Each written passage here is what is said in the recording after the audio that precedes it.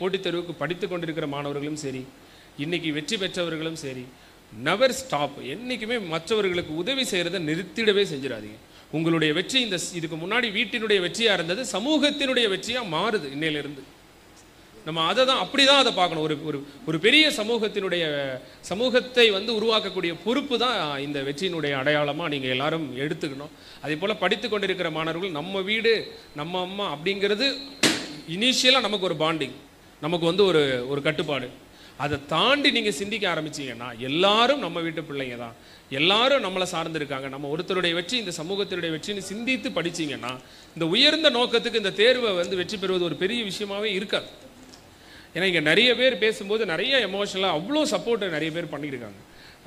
நானே நினைப்பேன், என்ன எல்லாருக்கும் இந்த அரசு வேலை நம்மளால் வாங்கி கொடுக்க முடியுமா, இப்படிலாம் இன்ஸ்டியூட் ஊராக ஓப்பன் பண்ணி வச்சுட்டு இருக்கிற மாதிரிலாம் வருத்தப்படுவேன். அப்புறம் யோசித்து பார்ப்பேன், அரசு வேலை கிடைக்குதோ இல்லையோ அவங்கள ஒரு நல்ல மனிதராக நம்ம உருவாக்குறதுக்கான முயற்சிகளை இந்த இன்ஸ்டியூஷனை வச்சு நம்ம பண்ணுவோம்.